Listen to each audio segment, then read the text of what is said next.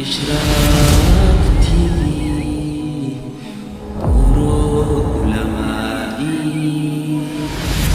يفسدوا فالقين. بسم الله، الحمد لله الذي هدانا لهذا وما كنا لنهتدي لولا أن هدانا الله، ثم الصلاة والسلام على المبعوث رحمة للعالمين وعلى آله وأصحابه أجمعين. أما بعد، فيا أيها المستمعون الأكارم والأفاضل، أحييكم بتحية الإسلام ألا وهي السلام عليكم ورحمة الله وبركاته. وبلين كان يا إسلام،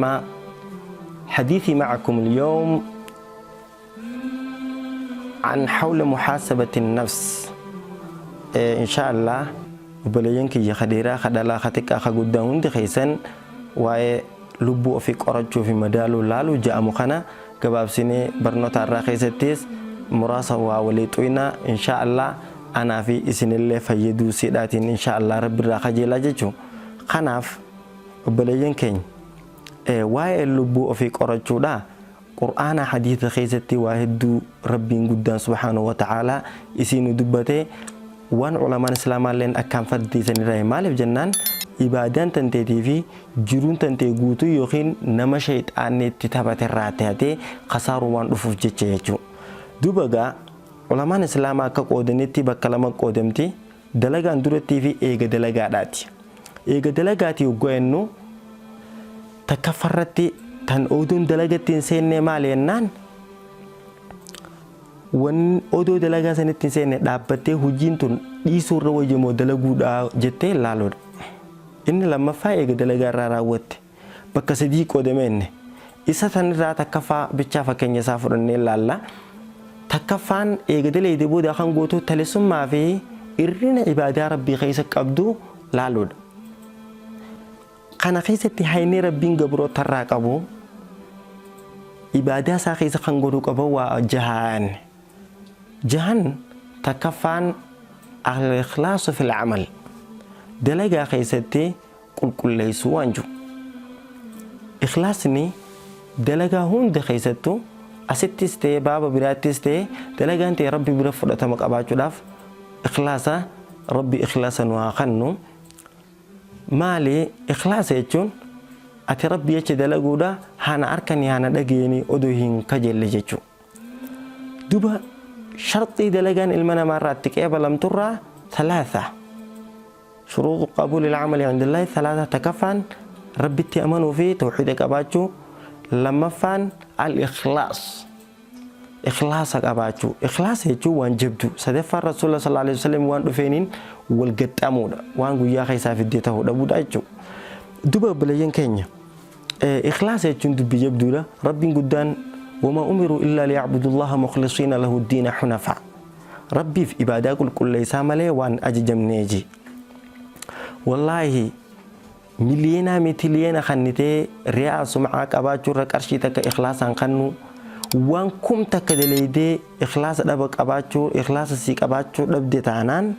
تك ربي يجدلقو دا ترج على جيجو دوبغا إخلاص يجون غافتك قربان تكو وان أجائبا هجته مسجد تكو انفاقي ججارو دانك أباجئ مسجد تكو جاري جان وقا مسجد خانا جارو harree gandaatis maallaqa kafalee fi warra hojjetus maallaqa kafalee fi bishaan gandaa waruu gara masjida san jaaruudhaatti guuramu akkasitti duuba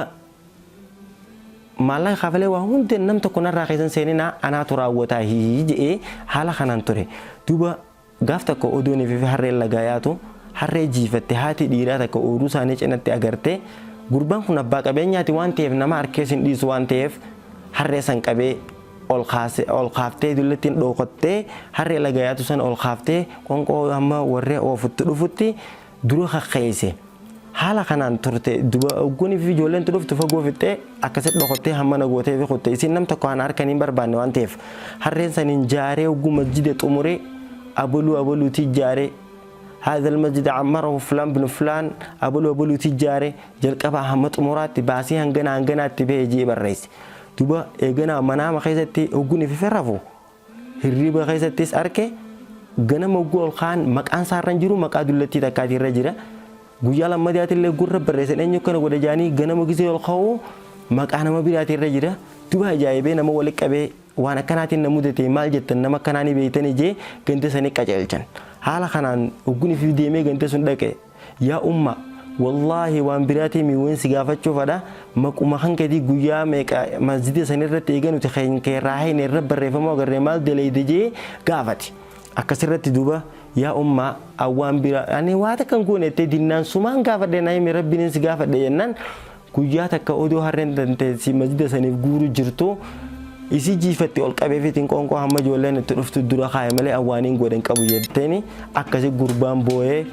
wallahi waan biraatii miti ati hamma san dhoositee rabbi jecha daleeyde ani masjida kana abuluu jaare hanaan jaaniif hin godhe ji'ee bifa kanaan gurbaan boo'ee akkasi firaa biraa deebi'ee tanaaf obboleeyyan kiyya hundi keenyaa'u ikhlaasa waan daleeynu keessa rabbi nu akannu rabbis kadhachaa ifis eeggachuu waan ju'uun isinii dhaama inshaa Allah درسي براتين سجنتا برا خيستي هم ولد ديبنوتي وآخر دعوتي أن الحمد لله والسلام عليكم ورحمة الله وبركاته.